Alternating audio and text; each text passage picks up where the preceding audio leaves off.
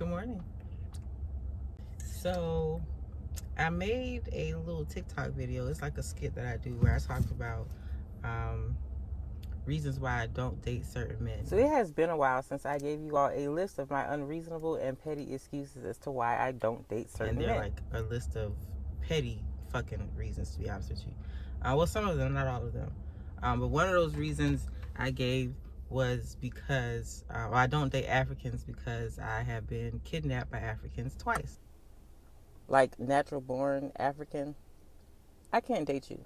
And before you say anything on that, fuck you. I have been kidnapped twice by. And so a lot of people wanted me to give those stories of how I was kidnapped by Africans 2 different times and why I didn't learn my lesson the first time. And the stories were a little too long to condense down into like 30-second, 45-second videos. So I figured I'd make a YouTube video about it. If you're anything like me, you hate watching a long, drawn-out TikTok video. TikTok's supposed to be for short little clips to keep moving throughout the day. So I hate any TikTok videos that are like longer than a minute and a half because my ADD won't let me watch it like that. So I decided I'd make this video on YouTube so you can hear the story of how I was abducted, kidnapped, held against my will by Africans twice. Okay, so the first time I was 18, freshman in college. A little background information about myself first. I didn't necessarily live a sheltered life, and it wasn't even a strict life. I was just a mannered child, and I respected and honored everything that my mother said. So my mom said I couldn't date, I couldn't have a boyfriend until I was 17, so I listened to that. And so I never had a lot of interactions with the opposite sex until I was a senior in high school. I had my first boyfriend then. But I never really knew how to interact with the opposite sex or what their motives were, how they act, how they conduct themselves. I was still kind of, figuring it all out. As my first boyfriend was when I was 17 in high school, and we broke up right before graduation, so that didn't last very long at all. But because I didn't have as much experience with the opposite sex, whenever a guy told me that he thought I was pretty or beautiful, or even if a guy just said hey to me, I never immediately jumped to the conclusion of he was trying to talk to me. It was just, oh, he's just being nice, he's just being friendly, and I kept it moving from there. I never wanted to believe that everybody who said hey was always trying to talk to me. So like I said, my first boyfriend, I was 17 in high school. We broke up, got to college. I think by December of my freshman year, I had met another guy. It was long distance, but we were in a relationship. I was still a virgin. But we had a long distance relationship, only about maybe 2 hours apart. And so, still trying to understand how all this works. I was in a dining hall one day, and there was a guy in there, an African, and he just saw me walk across the cafeteria, and he was like, he stopped me. He was like, I just want to let you know that I think you're so pretty, you're beautiful. I just wanted to say hey, that you know that's okay, thank you. So I kept walking. I didn't think nothing of it.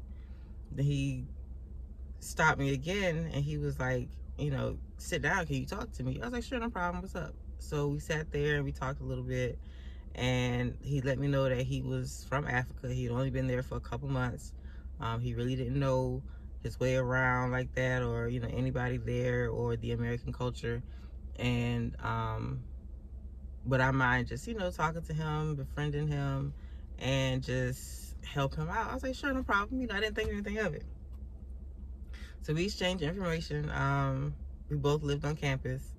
As a matter of fact, my dorm room, dorm building was right behind the dining hall that we were eating in. And I did the mistake of telling him, yeah, I live right there. And so, and he lives like some on-campus apartments, but kind of off-campus. So it's like maybe a 10-minute walk from the dining hall we was at. So we exchanged information. I can't remember if it was that same day or if it was like a few days later, but I know he asked if I wanted to come back to his place and just watch a movie and hang out, watch a movie. I was like, sure, no problem. What harm could that be? We're both on campus. And I said, this is my probably third interaction ever being with somebody of the opposite sex alone. But first time doing that with somebody who I have absolutely no idea who he is at all, other than what I gathered from him right there in that moment. So I was like, yeah, come on, let's go. Didn't think that I was going to be put in any danger. I just assumed, you know, people in general were just respective and respect your personal space and just wouldn't do anything to harm you. So I went back to his room or his apartment. I texted my boyfriend, let him know where I was going, what I was doing, because I didn't want him to be alarmed. And he was like, all right, cool, no problem. Just, you know, be safe. Let me know when you get back, whatever. I was like, okay, cool. So, like I said, I'm still a virgin in a relationship. Get back to his apartment. We sit there and watch the movie. And everything was going pretty good. Everything was fine. We sat there watching the movie. About maybe halfway through the movie, he proceeds to tell me just blatantly, flat out, no easing into it, just straight out said, I want us to have sex. I want you to have sex with me. I was like, no. And he's like, why? I was like, I already told you, you know, I'm in a relationship. And his response was, well, are you married? And I said, no. And he was like, then you're free to do what you want to do. And I want you to have sex with me, so that's what we're going to do. And I was just so confused and so, like, just how does that make sense? Like, you said I'm free to do what I want to do, but you want me to have sex with you, so I have to do that. That didn't make sense to me. I never told him I was a virgin, because I just felt like that was the information that he needed to know. Whether I did or didn't want to have sex with you, you know, you should just respect if I said, well, whether or not I wasn't a virgin, you should just respect that I don't want to have sex with you.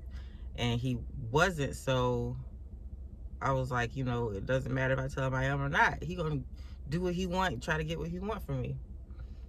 So I was like, no, I'm not doing that. You know, I have a boyfriend. I respect, even though we're not married, I still respect that as, you know, not to be out there doing anything else to anybody else, which I probably shouldn't even been at his apartment in the first place, to be honest with you, looking back on it. But he was just like, no, you can do this, it's fine, it's okay.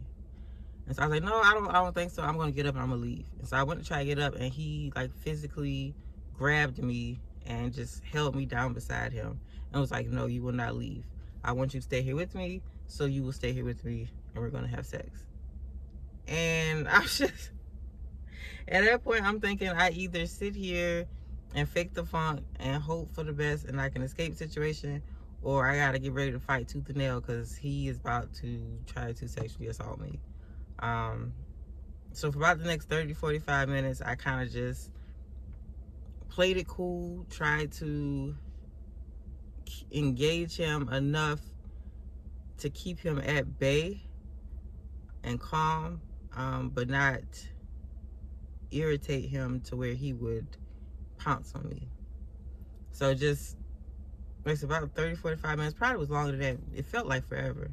Just, you know, trying to engage to keep him calm, to make him think that, okay, not right now, but maybe one day, you know, let's try tomorrow. Let's, you know, my period is on. I was just thinking of anything just to try to get out of it. I think he got up to go to the bathroom, and that's when I was like, I gotta go now. This is my shot. So I get up and I haul ass out of his apartment. I run and go back to my dorm. I get there and I let the resident assistant at the front desk let them know, hey, if you see this guy, don't let him in. Don't tell him I'm here. Don't tell him what floor I'm on. You know, just don't allow him access to the building. It's okay, don't worry about it. But I really didn't think he was going to do anything anyway. But sure enough, he did. For about the next week, he would pop up outside of my dorm, and I caught on to it. And one of my friends who lived in the dorm with me, she would always leave the building before I did every morning. So she would text me, you know, hey, he's down here, go through the basement. So I got in the habit of doing that, just sneaking out, going through the basement for a while. he was sending me text messages and leaving me voicemails stating basically I was making him upset. He didn't understand why I left the way I did.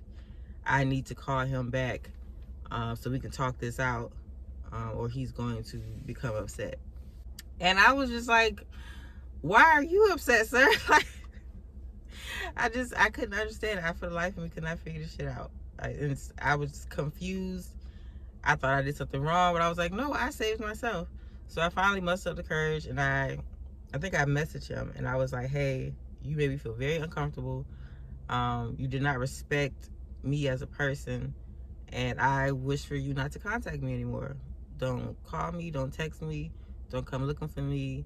Just act like you don't see me when you see me. And he gave me the stare of, how dare you, but also one of confusion, like, but I was the man of your dreams. What are you talking about? I was the best thing ever for you. So thankfully for me though, he got the picture, got the hint, and he left me alone. Didn't have to worry about that no more. Second time I got kidnapped by an African, a few years later. I had more experience with men now, but I was still in that phase of, and I'm still in that phase of it. I'm gonna do what I want to do whenever I want to do it, you know, with whoever. I don't care. I'm gonna live how I want to live.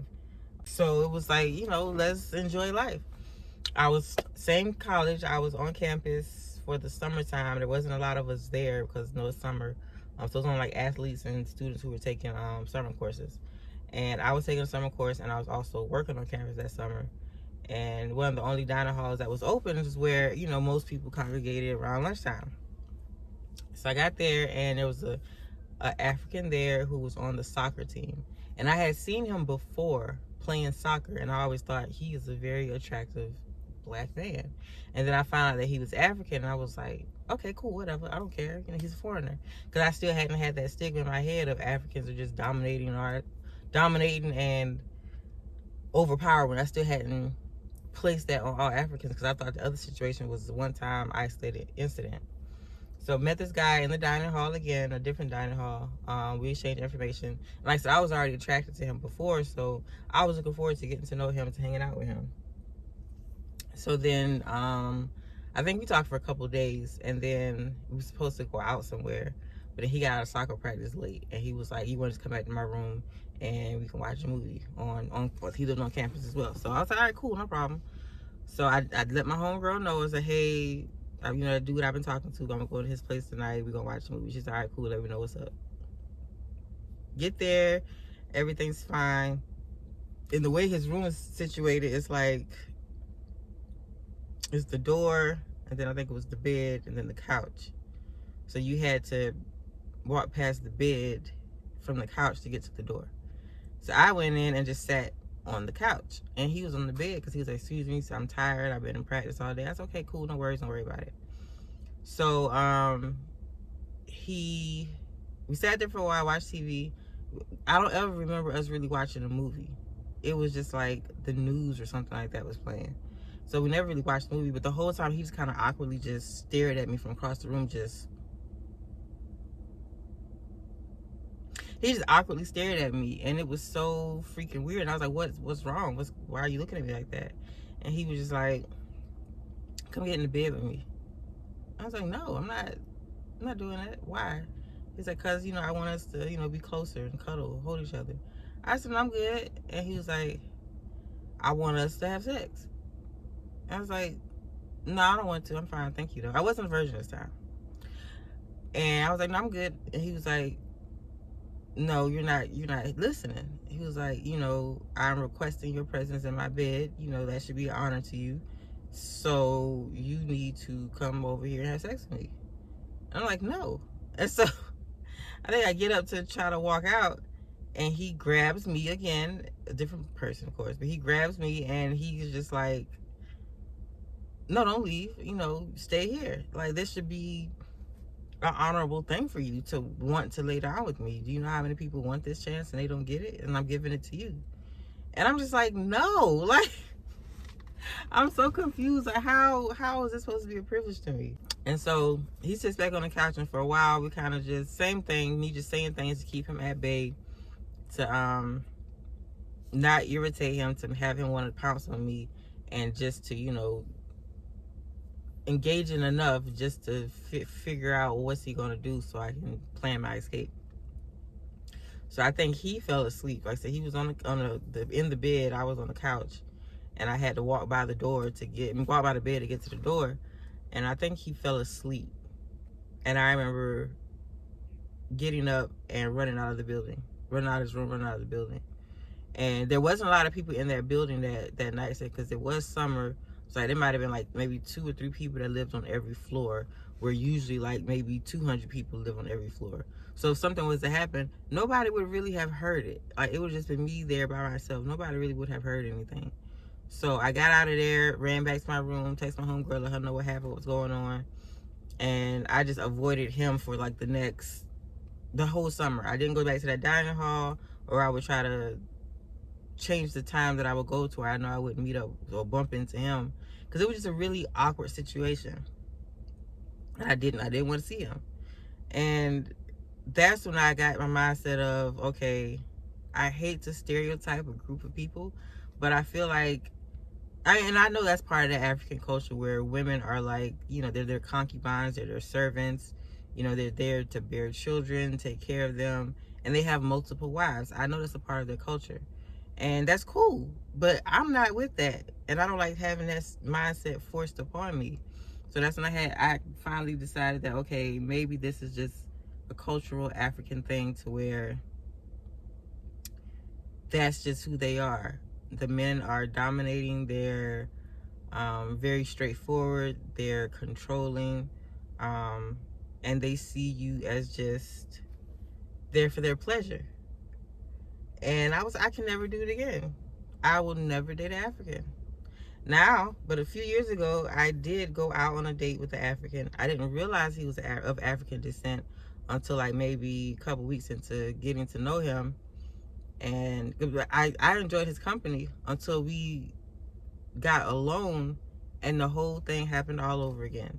The holding me close, not wanting me to, you know, leave or be from up under him, just always in my space and not respecting my no, I don't want to do this.